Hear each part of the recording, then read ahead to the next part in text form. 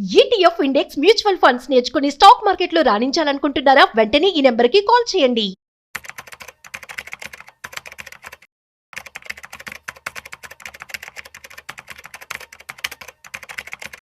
Sir నమస్తే sir, Sundararamareddy గారు. నమస్తే sir. Welcome to Vishnu talks.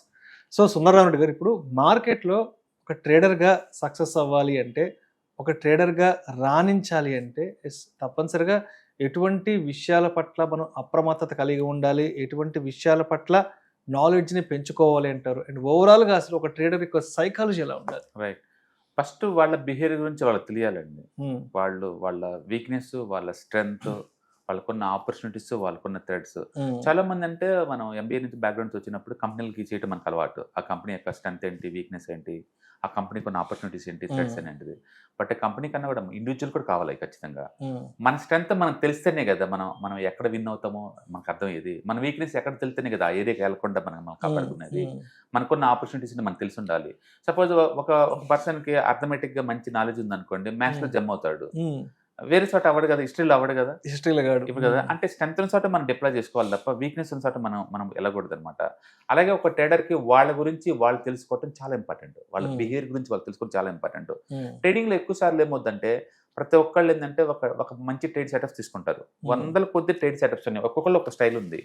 Actual stock మార్కెట్లో రెండు మెథడ్స్ ఉంటాయండి. ఒకటి మూమెంట్ అని క్యాప్చర్ చేయడం.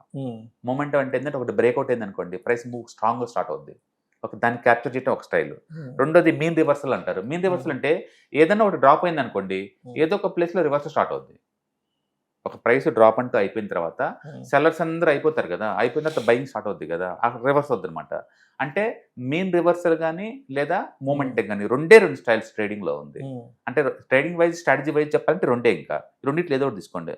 మనం దీన్నే మీన్ రివర్సల్ని మనం రేంజ్ ట్రేడింగ్ అంటాం, అండ్ మూమెంట్ అండ్ ట్రేడింగ్నే మనం ట్రెండ్ ఫాలోయింగ్ అంటాం. ఈ రెండు పేర్లు పెట్టుకొని మనం వాటిని మార్కెట్లో నేర్చుకుంటూ ఉంటాం. ఓకే, మీరు ఏదన్నా చేయండి, బట్ మీ గురించి మీకు తెలుసుకోవటం పెట్టుకోండి. చాలాసార్లు ఆ ఫ్యాకల్టీ ఏదో చెప్తాడు, ఒక ట్రెండ్ ఫాలోయింగ్ చెప్పాడు అనుకోండి, ఒకదాన్ని బ్రేక్అవుట్ కాంగ్ తీసుకుంటే బీన్ చేస్తాడు. వీళ్ళు ఆ బ్రేక్అవుట్ కాంగ్ తీసుకుంటారు, అది ఫ్లాప్ అయింది అనుకోండి, మళ్ళీ ఇంకోటిసారి బ్రేక్అవుట్ కానీ తీసుకుంటారు. ఈ లోపు ఏమంటే మార్కెట్ బాగా పోతుంటే నీకు డబ్బులు వస్తాయి, మార్కెట్ ఆగిపోతే నీకు డబ్బులు రావు. ఓకే, సో మార్కెట్తో సంబంధం లేకుండా వీళ్ళు చేస్తూ ఉంటారనమాట.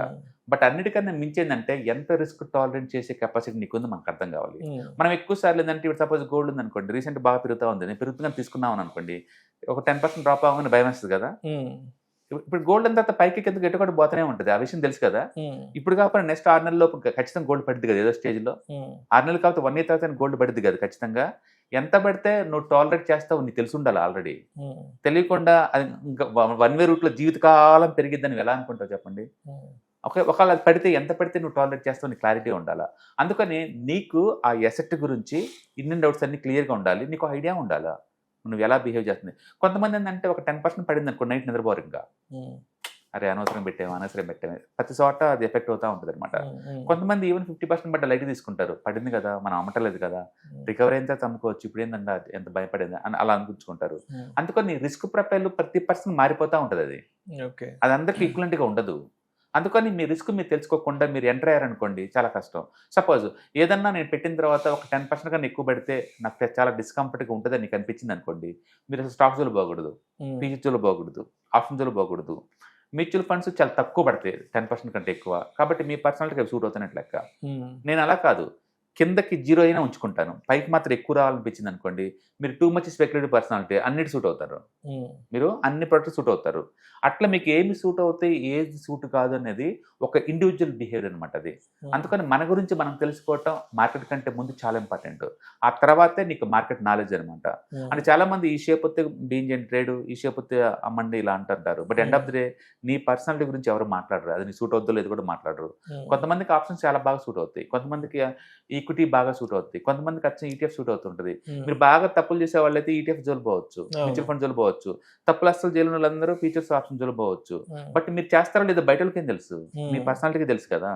అందుకని మన గురించి మనం తెలుసుకోవడం చాలా బెటర్ అనమాట. మీ స్ట్రెంత్ ఏంటి, మీరు కనుక ఎవ్రీడే ఒక 2 hours అప్డేట్ అయ్యే బ్యాచ్ అనుకోండి, నేను ఎవ్రీడే 2 hours అప్డేట్ అవుతూ ఉంటాను నాలెడ్జ్, అది నా హాబీ అలా అనిపించింది అనుకోండి, మీకు ఈక్విటీ మార్కెట్ స్పెక్యులేషన్ బాగా సూట్ అవుతుంది. ఎందుకంటే లేటెస్ట్ డెవలప్మెంట్స్ మొత్తం ట్రాక్ చేస్తూ ఉన్నారు. ఏది హాట్, ఏది డల్, ఏమవుతుందో మీకు క్లారిటీ ఉంది. నేను అసలు పట్టించుకోను, అప్డేట్ అవ్వను. నాకు సినిమాలంటే ఇష్టం, గార్డెనింగ్ అంటే ఇష్టం, హెల్త్ కేర్ అంటే ఇష్టం. వీటి మీద ఎక్కువ ఫోకస్ చేస్తాను అనిపించింది అనుకోండి, మీరు కూడా మార్కెట్లో ఉన్నారనుకోండి, మీరు ఇంత ముందులా రిస్క్ పనులు చేయకూడదు. మీరు స్టాక్ మార్కెట్ ఇన్కమ్ని ప్యాసివ్ ఇన్కమ్లా ట్రీట్ చేసుకోవాలి తప్ప యాక్టివ్ ఇన్కమ్లో మీకు వెళ్ళకూడదు. ఎందుకంటే మీరు ఎనఫ్ టైం స్పెండ్ చేయట్లేదు కాబట్టి. కాబట్టి నాకు డబ్బు కావాలని అందరూ కోరుకుంటారు. But what about the efforts? ఎంత ఎఫర్ట్స్ పడుతుందని మీకు ఎలా తెలుస్తుంది? మీ వీక్నెస్ ఏంటో మీకు ఎలా తెలుస్తుంది? ఎంత రిస్క్ టాలరేట్ చేస్తారో ఎలా తెలుస్తుంది? అందుకని ఇండివిజువల్ బిహేవియర్ ఫైండ్ అవుట్ చేసి దానికి తగ్గట్టు మీరు స్ట్రాటజీ డిజైన్ చేసుకుంటే మార్కెట్ ఈజ్ పర్ఫెక్ట్ సూట్ అవుతుంది నీకు. బట్ ఇండివిజువల్ బిహేవియర్ వదిలేసేసి అందరిలాగానే ఆ బ్రేక్అవుట్స్ అయితే తీసుకుంటాను, ఆ మీన్ రివర్స్ తీసుకుంటాను, ఫుల్ బ్యాక్ తీసుకుంటాను అని ఉన్నారనుకోండి, అది ఫుల్ బ్యాక్ అవుతున్నా మీరు ఎంజాయ్ చేయలేరు ఆ ప్రాసెస్ని, మీకు డబ్బు రాదు. అందుకని ప్రాసెస్ని ఎంజాయ్ చేయడం చాలా ఇంపార్టెంట్ ఇక్కడ. ఆ ప్రాసెస్ని ఎంజాయ్ చేస్తే వచ్చే బై ప్రొడక్ట్ మనీ అనమాట. ఆ గేమ్ కంటిన్యూ చేస్తే వచ్చే బై ప్రొడక్ట్. అంతేగాని అచ్చం డబ్బు కోసం గేమ్ ఆడితే డబ్బు రాదు నీకు, డబ్బు రాదు. అందుకని 1,00,000 దగ్గర మనీ మేనేజ్ చేయటం వేరు, ₹1,00,000 దగ్గర మనీ మేనేజ్ చేయటం వేరు, 10 కోట్ల దగ్గర మనీ మేనేజ్ చేయటం వేరు. నువ్వు అన్నింటినీ హ్యాండిల్ చేసే కెపాసిటీ నీకు రావాలంటే ముందు నీ సైకాలజీ గురించి నీకు బాగా స్టడీ చేసుకోండి. మీకు ఏదంటే కంఫర్ట్, ఏదంటే డిస్కంఫర్ట్ అనేది, ఏదంటే మీ స్ట్రెంత్ ఐడెంటిఫై చేస్తే ఆ స్ట్రెంత్ కలిసి డిప్లాయ్ చేసుకుంటూ పోవచ్చు. బట్ అన్ఫార్చునేట్లీ సొసైటీలో ఏంటంటే సెల్ఫ్ అవేర్నెస్ చాలా తక్కువ మంది ఉంటుంది. మనం ఎప్పుడు ఏంటంటే వేరే వాళ్ళని ఇంప్రెస్ చేయడానికి, సొసైటీని ఇంప్రెస్ చేయడానికి, అమ్మ నాన్నని ఇంప్రెస్ చేయడానికి, ఫ్రెండ్స్ ఇంప్రెస్ చేయడానికి, వీటి మీద పెట్టే శ్రద్ధ మన గురించి మన రియలైజ్ చేయడంలో ఉండదు. ఈవెన్ పేరెంట్స్ కూడా చెప్పరు. అంతెందుకు కిడ్స్ని అంటారు, ఏమవుతారో పెద్ద అవుతాయి అంటే నేను ఐటీ ప్రోగ్రామ్ అవుతా అంటారు. వీటి చూస్తే మ్యాథమెటిక్స్లో చూస్తే 35 మార్కులు. కొన్ని అనలిటిక్స్ స్కిల్ ఏదైనా ఉందంటే హైదరాబాద్లో చార్మినార్కి ఎట్లా పోవాలని పక్కన అడుగుతారు. గూగుల్ని అడగాలని కామన్ సెన్స్ కూడా లేదు. గూగుల్ని అడిగి తెలుసుకోవచ్చు అని కామన్ సెన్స్ లేదు. ఇటు మ్యాథ్స్లో మ్యాటర్ లేదు. ఐటీకి వచ్చి ఏం చేద్దామని, అది ఓవర్ కాంపిటేటివ్ ఏరియా కదా, వచ్చి ఏం చేద్దామని ఆ ప్లేస్కి. అందుకని సెల్ఫ్ అవేర్నెస్ ఉండాలా. అందుకని నీకు అనుకున్నానని కాదు, నీ స్ట్రెంత్కి ఏది సూట్ అవుతుందో క్లారిటీ ఉండాలా. ప్రతి మనిషి ఒక యూనిక్నెస్ ఉంటుంది ఖచ్చితంగా. వాడు వీక్ అని కాదు, వాడు స్ట్రాంగ్ అని కాదు, నీకంటూ ఒక యూనిక్నెస్ ఉంటుంది. ఆ యూనిక్నెస్ ఏంటో మీరు ఫైండ్ అవుట్ చేస్తే కెరీర్ చాలా ఈజీగా ఉంటుంది, చాలా స్మూత్గా ఉంటుంది. అది నువ్వు ఫైండ్ అవుట్ చేయలేదనుకోండి చాలా స్ట్రెస్ఫుల్గా ఉంటుంది. ఒక కిడ్ ఉంటాడు హైపర్ యాక్టివ్ ఉంటాడు, వాడు కెరీర్ డిజైన్ చేసేటప్పుడు వాడు హైపర్ యాక్టివ్ అంటే వాడు యాక్టివ్గా ఉంటాను ఇష్టపడతాడు. వాడు కదలకుండా కూర్చోడు. వాడికి వేరే గెస్ట్ ఇంటికి వచ్చినా సరే వాడు చైర్ మీద గంతా ఉంటాడు. కలపకుండా కూర్చుంటే వాడు కూర్చోడు, ఎందుకంటే వాడి పర్సనాలిటీ అలా లేదు.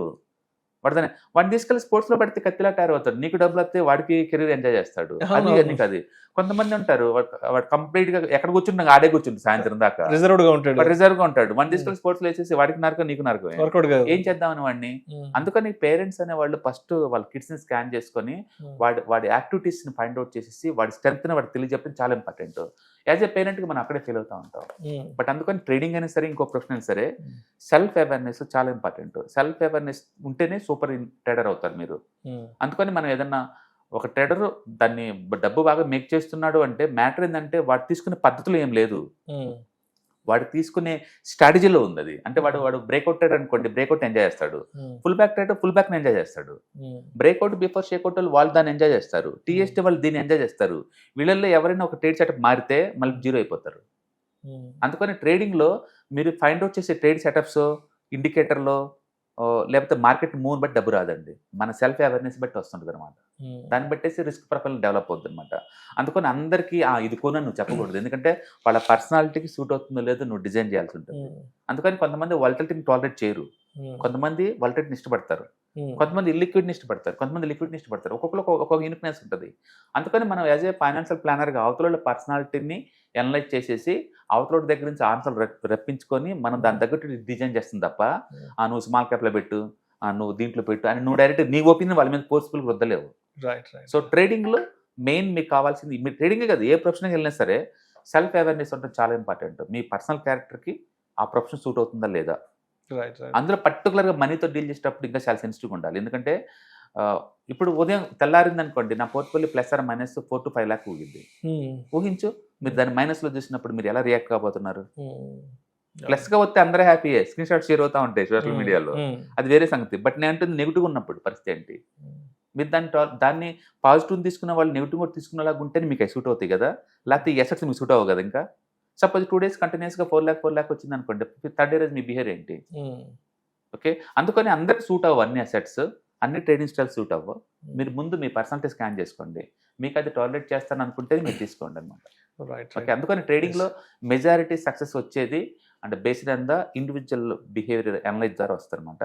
ముందు దాన్ని ఫైండ్ అవుట్ చేయండి, మీకు ఏమి ఇష్టం, ఏది కష్టం, ఎంత రిస్క్ టాలరేట్ చేస్తారు, ఏ ప్రోడక్ట్ మీద మీ కమాండ్ ఉంది, ఎంత అప్డేట్ అవుతారు మీరు ఎవ్రీడే నాలెడ్జ్, అంటే ఎంతసేపు స్క్రీన్ చూస్తున్నారు, ఎంతసేపు అనలైజ్ చేస్తున్నారు, ఇవన్నీ క్వాంటిఫై చేసుకున్న తర్వాతనే ఆ ప్రశ్న రండి.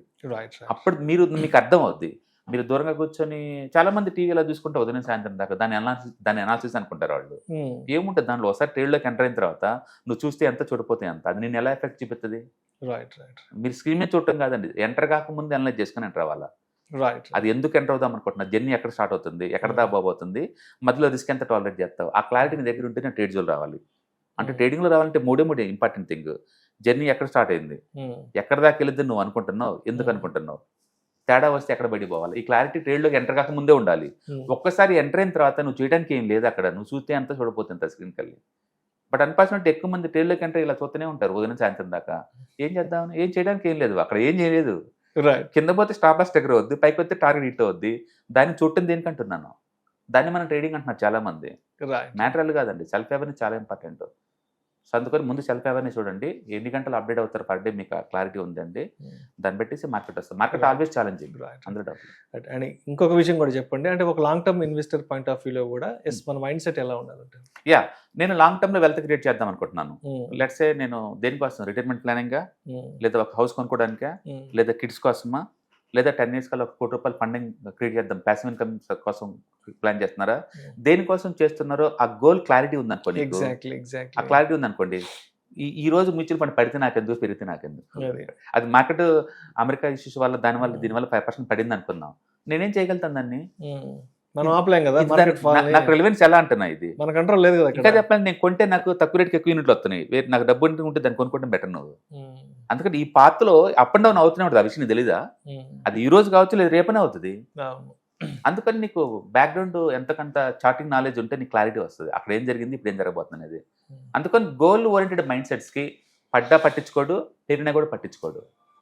టార్గెట్ కల్లా దూసుకెళ్తుందా లేదా 6 నెలలకోసారి రివ్యూ చేసుకుంటూ కూర్చుంటాడు, సంవత్సరంకి ఒకసారి రీబ్యాలెన్స్ చేస్తా కూర్చుంటాడు, తగ్గిన చోట పెంచడం, పెంచిన చోట కట్ చేయడం లాంటివి.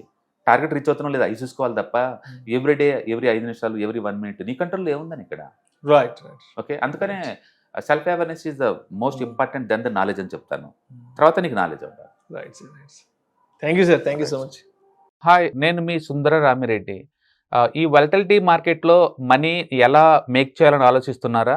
అంటే స్టాక్ మార్కెట్ బాగా బ్లీడ్ అవుతున్న ఈ టైంలో పోర్ట్ఫోలియోస్ అన్ని కూడా బ్లీడ్ అవుతున్నాయా?